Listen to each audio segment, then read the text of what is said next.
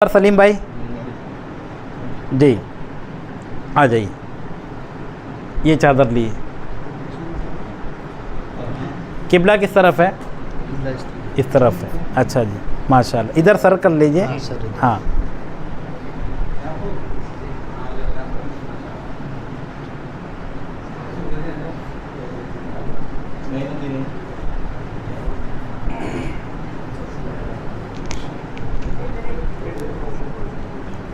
सबसे पहले तो ये कि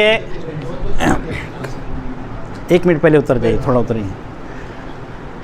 गुस्ल देने से पहले जो गुस्ल का तख्ता होता है उसको अच्छी तरह साफ़ कर लेंगे। साफ़ करने से मुराद ये है कि अगर साफ़ है तो मज़ीद उसको 2-4 बाल्टी डाल के पानी ऐसे धोने की ज़रूरत नहीं है, ये इसराफ़ हो जाएगा। 1 मग 2 मग में अगर धुल जाता है तो फिर बाल्टी की ज़रूरत नहीं है। दूसरा, बाल्टी से पानी की भी ज़रूरत नहीं, तो पोंछ कर भी काम चलाया जा सकता है। ठीक है, ये तख्ता हमने ला के रखा है। तो सबसे पहले मैयत को इस पर लाने से पहले इसको धोनी देना है। धोनी देना ये फ़र्ज़ और वाजिब नहीं है, लेकिन ये मुस्तहब अमल है। उसका तरीका ये होगा, अगरबत्ती या लोबान जलाएंगे और इसके चारों कोने पर जो है एक तरफ से शुरू करके उसी किनारे पर ख़त्म करेंगे। मिसाल के तौर पर ये किनारे से मैं शुरू करता हूँ, अगरबत्ती जलाई या लोबान जलाया, ये यहाँ से शुरू किया और ये एक चक्कर यहाँ मुकम्मल हो गया। इसी तरह से ये घुमा के फिर लिया मैंने, ये दूसरा चक्कर। तो 1 बार, 3 बार, 5 बार, 7 बार, 9 बार ताक अदद में इसको धोनी देना है। धोनी दे के यहीं कहीं नज़दीक जहाँ गुस्ल देना है वहाँ करीब में अगरबत्ती लगा देंगे। तो पहला काम क्या करेंगे, तख्ते को धोनी देना। धोनी देने के बाद में अब जो है मैयत को लाकर जो है तख्ते पर लिटाएंगे। आ जाइए, थोड़ा सा नीचे आइए जी।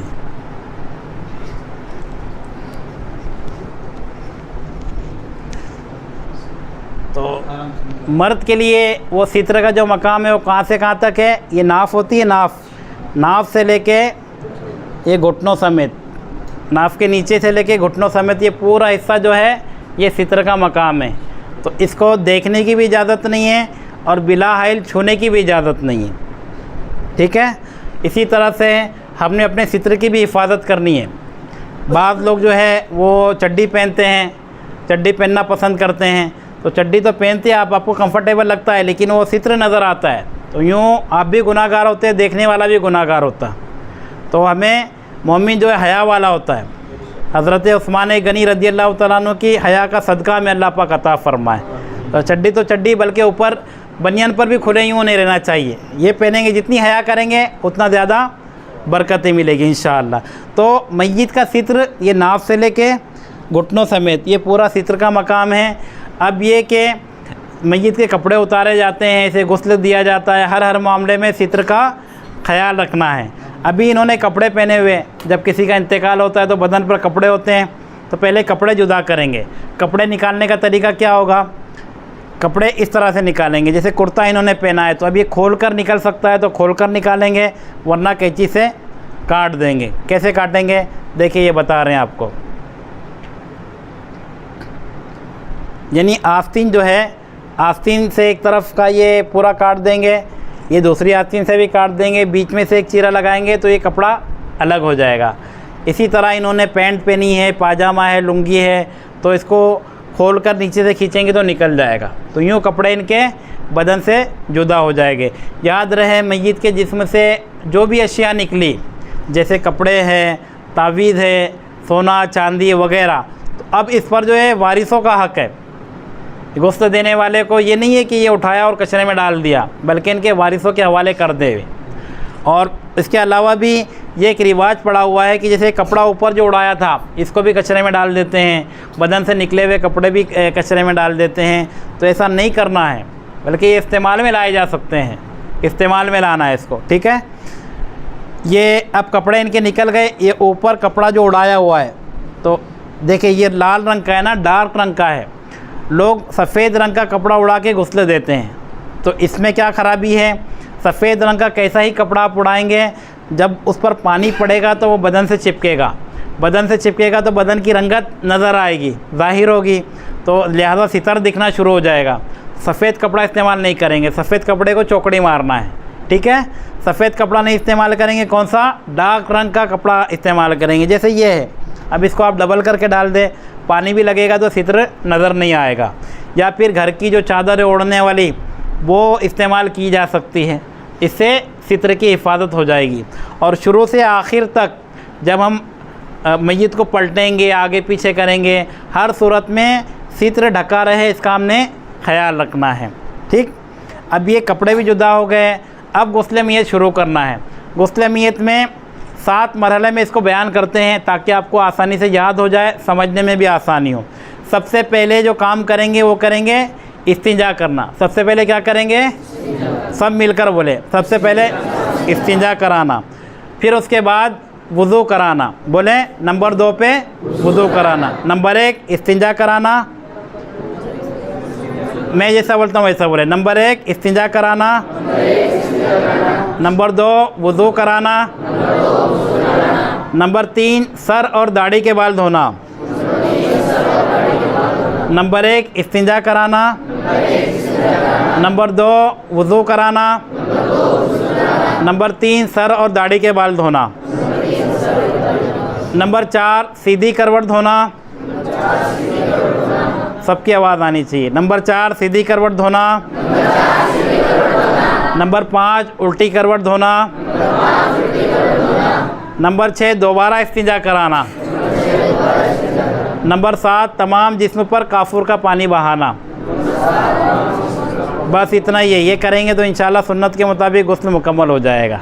फिर रिपीट कर लेते हैं। नंबर 1 इस्तिंजा कराना, नंबर 2 वुज़ू कराना, नंबर 3 सर और दाढ़ी के बाल धोना, नंबर 4 सीधी करवट धोना, नंबर 5 उल्टी करवट धोना, नंबर 6 दोबारा इस्तिंजा कराना, नंबर 7 तमाम जिस्म पर काफूर का पानी बहाना। सुभान अल्लाह। आप कैसे करेंगे, आइए सीखते हैं। सबसे पहले ये कि जहाँ पर भी गुस्ल देना है वो हिस्सा बंद हो, बंद कमरे में हो। अगर बंद कमरा ना हो, खुले मैदान में कहीं गुस्ल होता हो तो चारों तरफ से पर्दा कर लिया जाए, और जितने लोगों की ज़रूरत हो गुस्ल में उतने ही वहाँ पर जमा हो। भीड़ लगाकर खड़े हो जाते हैं तो गुस्ल ये कोई देखने की चीज़ है, तो जितने लोगों की ज़रूरत है उतने ही वहाँ मौजूद हो, इसका हमने ख्याल रखना है। अब मिसाल के तौर पर मैंने गुस्ल देना है तो मेरे साथ कितने लोगों की ज़रूरत है, 2, 3, 4, उतने लोगों को अपने साथ में ले ले। और ये सारे बावुज़ू हो, ये मुस्तहब है। बावुज़ू गुस्ल देना मुस्तहब है, लेकिन अगर वुज़ू नहीं है तो कम से कम कोहनियों समेत हाथ धो ले। कि अगर बेधुला हाथ, बेवुज़ू शख्स का बेधुला हाथ या जिस्म का कोई हिस्सा दह दर्दा से कम पानी में पड़ जाएगा तो पानी मुस्तमल हो जाएगा, वुज़ू और गुस्ल के लायक नहीं रहेगा। तो इसका ख्याल रखेंगे, कम से कम ये हाथ धो लेंगे। और इस भाई की ज़िम्मेदारी है बाल्टी से पानी निकाल के देने की, तो यही निकालेंगे, नए आदमी को उसमें आने नहीं देना, वरना बीच में कोई आके हाथ डुबा देता है तो पानी फिर मुस्तमल हो जाता। तो बहुत एहतियात वाला काम है, प्लानिंग के साथ, एहतियात के साथ इसको मुकम्मल करने की कोशिश करेंगे इंशाअल्लाह। मैं मय्यत का जिस्म धोऊँगा, ये भाई पानी डालेंगे, वो भाई बाल्टी से पानी ला के देंगे, और वो भाई जो है उधर ड्रम से पानी निकाल के बाल्टी में डालेंगे। ये सबकी ज़िम्मेदारी हमने तय कर दी और इसी के मुताबिक सब अमल करेंगे। जिसका जो काम है वो वही काम करेगा, ठीक है ना। तो इस तरह पहले ही सारा तय कर लेंगे। अब गुस्ल मय्यत हमने शुरू करना है, तो पहला काम क्या है, इस्तिंजा कराना। याद रहे कि बिला हाइल सित्र को छूने की इजाज़त नहीं है, देखने की भी इजाज़त नहीं है, छूने की भी इजाज़त नहीं। सित्र कहाँ से कहाँ तक है मर्द के लिए, नाफ से लेके घुटने समेत।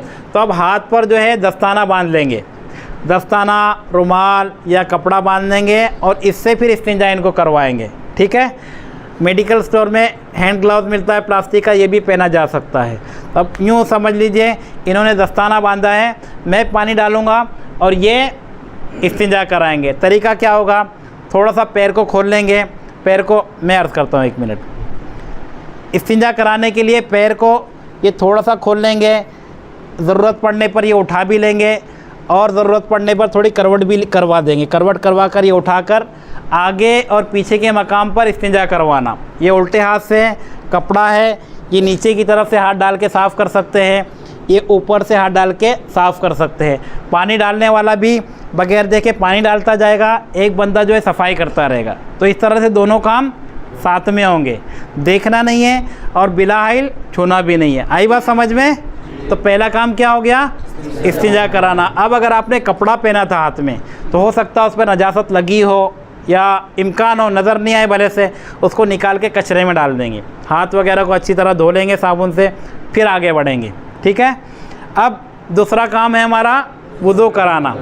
तो वुज़ू में जो फ़र्ज़ है वो अदा करने हमने। वुज़ू में कितने फ़र्ज़ हैं? 4 फ़र्ज़ है। ठीक है।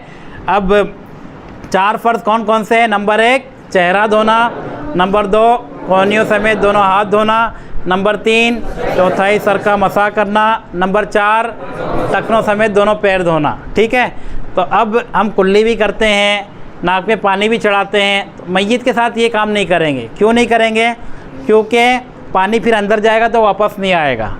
तो कुल्ली नहीं करेंगे, नाक में पानी नहीं चढ़ाएंगे तो क्या करेंगे? तो कापूस गीला करके ये होठों में, दांतों में, दाढ़ों में अच्छी तरह से मल के साफ़ करेंगे। नरमी से, ज़ोर ज़ोर से घसड़ेंगे नहीं वरना उसको तकलीफ़ होगी। नरमी से होठों को, दांतों को, दाढ़ों को साफ़ करेंगे। इसी तरह से कापूस गीला करके गोल बनाकर उसको नाक के सुराखों में दोनों तरफ अच्छी तरह से सफाई करेंगे। 3-3 बार करेंगे तो इंशाल्लाह साफ़ हो जाएगा। ठीक है। मुंह भी इस तरह साफ़ करेंगे, नाक भी इस तरह साफ़ करेंगे। अब वुज़ू कराना है तो सबसे पहला काम क्या है? चेहरा धोना। आप बोले मिलकर, क्या है? चेहरा धो। चेहरा धुलाएंगे। चेहरा कैसा धुलाएंगे ये इस्लामी भाई बता रहे हैं। पानी डालेंगे, एक स्लाइड में पानी डालते जाएंगे और आहिस्ता से ये पूरा चेहरा। एक भाई जो है पानी डालते रहेंगे, दूसरा भाई हाथों से पूरे चेहरे को घुमा के नरमी से साफ़ करता रहेगा। देखिए हमारा नहाना अलग है और मैयत को नहलाना अलग है। यानी हम नहाते हैं ना तो हमारी चमड़ी वगैरह सब मजबूत है, लेकिन इंतकाल के बाद में बाज़ कैफियत ऐसी होती है कि बाल निकलना शुरू होते हैं, किसी की चमड़ी निकलती है। तो नरमी के साथ, बिल्कुल नरमी के साथ मैयत को नहलाना है। अब मैं यूँ चेहरा धोता हूँ तो यूँ रगड़ लूँ तो कोई मसला नहीं होगा, लेकिन मैयत को ऐसा रगड़ूंगा ना तो हो सकता है कि इसके बाल निकले या चमड़ी निकले। तो कैसे करेंगे? नरमी से। नरमी से यूँ बिल्कुल हाथ फैलाएंगे। एक भाई जो है पानी डालेगा, नरमी से ये आँखों के सुराख वगैरह को ये अच्छी तरह धोएंगे। इसमें अगर कोई गंदगी वगैरह हो तो साफ़ कर लेंगे। पूरा यूँ ऊपर से लेके नीचे तक चेहरा धो लेंगे। इसी तरह से फिर सीधा हाथ कोहनी समेत अच्छी तरह ये उंगलियों की खिलाल वगैरह करके ऊपर से लेके नीचे तक के धो लेंगे। इसी तरह से फिर उल्टा हाथ। ठीक है। पहले क्या धोया? चेहरा धोया। उसके बाद में अब दोनों हाथ कोहनियों समेत धोना है, पहले सीधा और फिर उल्टा। अब क्या करेंगे आप बताएं? सर का मसा करेंगे। मैयत के पूरे सर का मसा करेंगे। ठीक है। पानी ले लिया, अब इस तरफ आके आसानी रहेगी, पीछे आके करेंगे तो दुश्वार होगा, यहाँ से आसान होगा। ये सर से यूँ लेकर मैंने यूँ पीछे किया, ये मसा हो गया इनका। ठीक है। फिर सीधा पैर टखनों से ऊपर तक के एक भाई पानी डालेंगे और एक भाई अच्छी तरह से उसको धो देंगे। फिर इसी तरह से उल्टा पैर भी धो लेंगे। तो ये दूसरा काम हमारा हो गया। सबसे पहले हमने क्या किया? इस्तिंजा करवाया। आप बोलेंगे तो खुशी होगी, हमें अच्छा लगेगा। पहले क्या किया हमने? इस्तिंजा कराया। माशाअल्लाह। और ये आप जब बोलेंगे ना तो याद भी जल्दी हो जाएगा इंशाअल्लाह। तो इस्तिंजा कराना, नंबर 2 पर वुज़ू कराना। ये दोनों काम हो गए। तीसरा काम होगा सर और दाढ़ी के बाल धोना। तो अब ये पानी से भी धो सकते हैं, पूरा जिस्म जो है ये पानी से धोया जा सकता है। साबुन ना भी लगाए तो कोई हरज नहीं है, लेकिन साबुन लगाने से मैल निकल जाएगा। दूसरा आपने देखा होगा कि पानी में बेरी के पत्ते डालते हैं, बेरी के पत्ते से नहलाते हैं। तो इसकी क्या वजह है? बेरी के पत्ते भी मैल काटने का काम करते हैं, इस वजह से बेरी के पत्ते डाले जाते हैं। हो तो बहुत अच्छा, ना हो तो कोई कंपलसरी नहीं है। बाज़ जगह पर उसका इंतज़ार करते 2-2, 3-3 घंटा रोका जाता है, जबकि इंतकाल के बाद तजहीज़ व तकफ़ीन में जल्दी करना ये मुस्तहब है, ज़रूरी है, इसकी ताकीद है। वो भाई आने वाले, रिश्तेदार आने वाले हैं, फुला सब मोहल्ले वाले आएंगे तब हम करेंगे। तो ये एक रस्म बना ली लोगों ने। मैयत का इंतकाल हो गया तो उसे जल्दी से कब्र की तरफ ले जाना है, ये हमारी ज़िम्मेदारी है। ठीक है। अब तीसरा काम क्या करेंगे? ये वुज़ू करवा दिया। तीसरा सर और दाढ़ी के बाल धोना। तो इसको आप थोड़ा सा पानी लगा के साबुन लगा लीजिए, चाहे तो ये दाढ़ी में भी साबुन लगा लीजिए और पानी डालकर अच्छी तरह से सर और दाढ़ी को धो लीजिए। कितने काम हो गए? 3 काम हो गए। चौथा काम है सीधी करवट धोना। सीधी करवट कैसे धोएंगे? उल्टी करवट पर इनको लिटाएंगे तो सीधी करवट ऊपर हो जाएगी। सीधी करवट ये है इनकी, उल्टी करवट वो है। ये थोड़ा सा हाथ को खोलेंगे यूँ और यूँ मददगार जो इस्लामी भाई है उनके ज़रिए सीधा करवट पर करवाएंगे। अब देखिए ये उठे ना तो ये कपड़ा यहाँ से उठता है, तो कपड़ा ये इतना बड़ा हो कि उठने पर भी सितर वगैरह ज़ाहिर ना हो, इसका ख्याल रखेंगे। अच्छी तरह से ये छुपा हुआ हो और ये करवट करके अब जो है ऊपर से लेके नीचे तक ये पीठ का हिस्सा, ये पेट का हिस्सा, ये सीना वगैरह, हाथ उठाकर ये बगल में अच्छी तरह से ऊपर से लेके नीचे तक के साबुन लगाकर, इसमें भी याद रहे कि ये सित्र के जो मकाम पर हाथ लगाएंगे तो हाथ में आपके दस्ताना होना ज़रूरी है, ग्लव्स कपड़ा वगैरह होना ज़रूरी है। कितनी भी बार आप सित्र के मकाम पर हाथ लगाने की आपको ज़रूरत पड़ती हो तो इसमें बिला हाइल छूने की इजाज़त नहीं है। जब भी हाथ लगाएंगे हाथ में कपड़ा या कोई ना कोई ग्लव्स वगैरह होना ये ज़रूरी है। तो सीधा हिस्सा ऊपर से लेकर नीचे तक साबुन से धो लिया तो कितने काम हो गए हमारे? 4। नंबर 1, नंबर 2, नंबर 3, नंबर 4 सीधी करवट धोना। माशाअल्लाह। अभी नंबर 5 पर उल्टी करवट धोएंगे। इसका भी तरीका यही है, इस हाथ को थोड़ा सा खोला, इस करवट पे इनको ले लिया। देखिए सित्र इनका छुपा हुआ ही है, कपड़ा हट रहा नहीं। बाद लोग बहुत छोटा कपड़ा इस्तेमाल करते हैं तो यूँ फोल्ड करने पे पीछे का हिस्सा नज़र आना शुरू हो जाता है, तो इस तरह फिर वो गुनाहगार होगा बंदा। तो लिहाजा ये अब उल्टी करवट धोनी है, इसी को भी इसी तरह धोएंगे। पहले तो हमने अक्सर हिस्सा धो लिए साबुन वगैरह लगा के, अब जो बचा कुचा है उस पर भी साबुन लगाकर ये हाथ उठाकर ऊपर से लेके नीचे तक के साबुन लगाकर पानी से बहा देंगे। इसमें ख्याल रखेंगे जिस तरह से हम अपना गुस्ल करते हैं, हर आज़ा का ख्याल रखना पड़ता है ना, तमाम ज़ाहिरी बदन पर पानी बहाना ज़रूरी है। इसी तरह से मैयत के भी तमाम जिस्म पर पानी बहाना ज़रूरी है। ऊपर से ही डाल देंगे, हाथ नहीं उठाया तो हो सकता है अंदर पानी नहीं जाएगा, तो हाथ उठाकर अच्छी तरह बगल के नीचे और पेट वगैरह है तो इसका ख्याल करते हुए सारे जोड़ों को जो है ख्याल रखते हुए साबुन लगाकर पानी बहा देंगे। तो कितने काम हो गए? अभी 5 काम हो गए। नंबर 1 इस्तिंजा कराना, नंबर 2, नंबर 3, नंबर 4, नंबर 5 माशाअल्लाह। अब नंबर 6 पे जो काम है वो दोबारा इस्तिंजा कराना। इसका तरीका थोड़ा सा अलग है। पहले जो है हमने पैर वगैरह उठाकर ये इस्तिंजा करवाया था, अब ये है कि इनको थोड़ा सा उठाएंगे, यहाँ से मददगार इस्लामी भाई जो रहेंगे मुआविन उनके ज़रिए उठाएंगे, पेट को थोड़ा सा प्रेस करेंगे, नीचे की तरफ दबाएंगे। ऐसा हिलाने की वजह से कुछ नजासत वगैरह अगर बाकी होगी तो वो नीचे की तरफ आ जाएगी और उसको पानी से बहा देंगे। अगर नजासत निकले या ना निकले, नहीं निकलती आमतौर पर, लेकिन कभी निकल जाए तब भी फिर दोबारा वो सारे काम करने की ज़रूरत नहीं है। पहले जो धोया था वही काफ़ी है, पानी बहा दे वो नजासत चली जाएगी बाहर। ठीक है, ये 6 नंबर पर काम हो गया। अब सबसे आखिर में एक जग जो होता है उसके अंदर ये जैसे जग ये है, इससे ज़्यादा पानी की ज़रूरत नहीं है। अब तकरीबन इनका पूरा बदन धुल चुका है, कोई हिस्सा बाकी नहीं रह गया। अब सिर्फ काफूर का पानी मिलाकर ये पूरे बदन पर बहाना है। तो काफूर का पाउडर आता है जिसमें खुशबू होती है, वाइट वाला, देखा है आपने? खुशबू होती है, मैयत के लिए इस्तेमाल किया जाता है। तो यूँ उसको चुरा करके अंदर डाल देंगे।